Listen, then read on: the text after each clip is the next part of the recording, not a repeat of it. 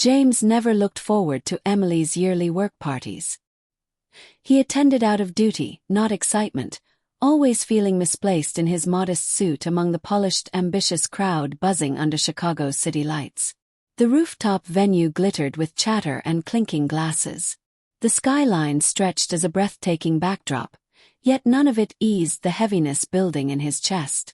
Emily, however, appeared perfectly at home, gliding through the crowd with natural grace, her laughter piercing the ambient noise, her touch lingering a little too long on certain colleagues' arms. James lingered by the bar, the glass in his hand icy against his skin, catching the quick glances and quiet whispers aimed at him. Groups of Emily's co-workers exchanged sly smirks, their eyes slicing toward him with an edge sharper than words. His grip tightened, breath slow and uneven. Something was wrong. An invisible chill pricked his nerves. Then he saw her again, striding through the crowd with that graceful ease he knew too well. But this time she wasn't alone. A tall man walked beside her, a smug grin plastered across his face, his hand brushing her lower back with casual possession. The sight struck James like a blade twisting in his gut. The stranger locked eyes with him, grin widening as they approached. "So, you're her husband," he sneered, voice dripping with scorn. "I'm Jake. I'll be dancing with her now." Before James could reply, Emily let out a light, dismissive laugh, tossing her hair back. "You don't need his approval, Jake," she said casually. "Come on." Her indifference cut deeper than any insult. The crowd, sensing the tension, hushed into uneasy silence.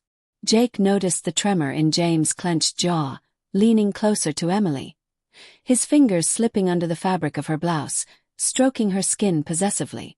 James' breath sharpened, his self-control balanced on a thin edge.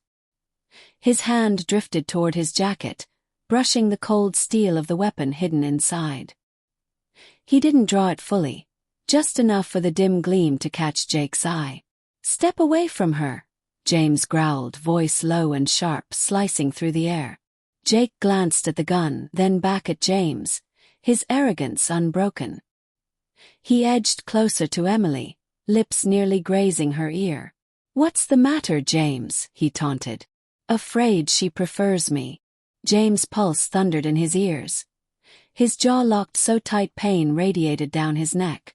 Emily remained silent, her face blank, gaze fixed somewhere beyond the chaos.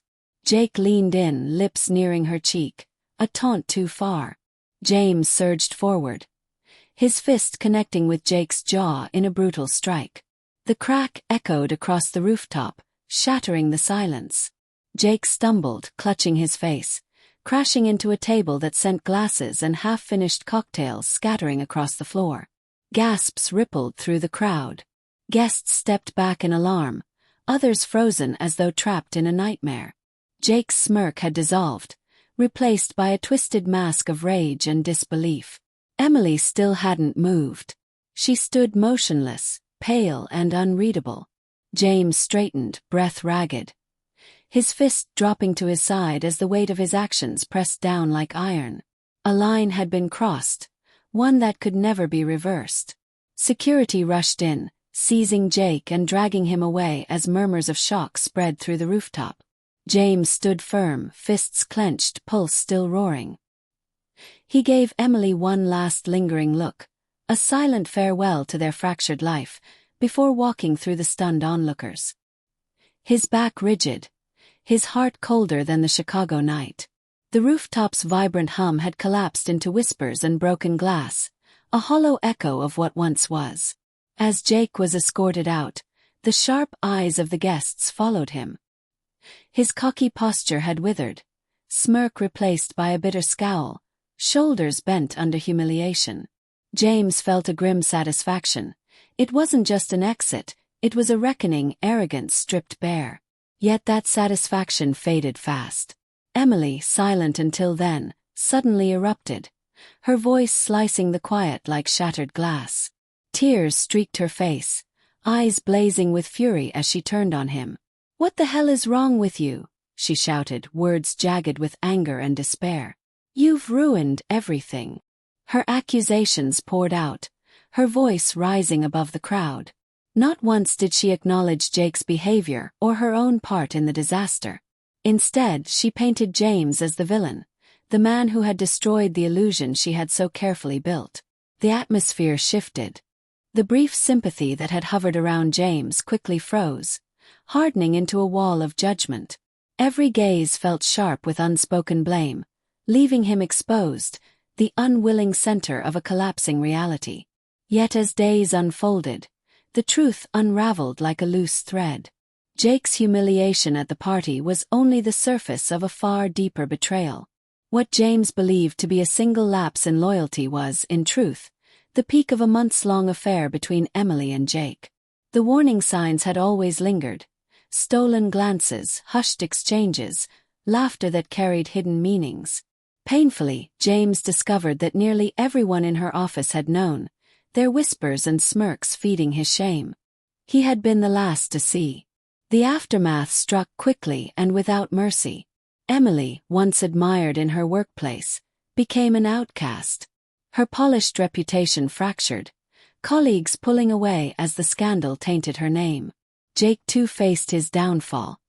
His reckless display at the rooftop event was reported, and within weeks his career collapsed, dismissed for misconduct. Together, their choices sparked a fire that devoured both personal ties and professional standing. For James, the road ahead sharpened into focus.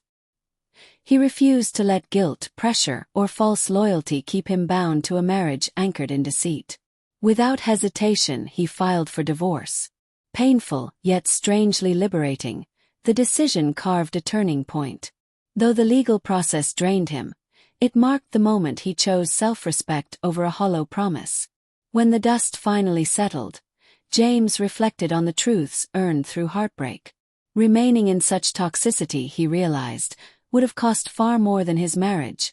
It would have stripped his identity, his dignity, and his peace. By walking away, he reclaimed not just his freedom, but his right to decide his worth.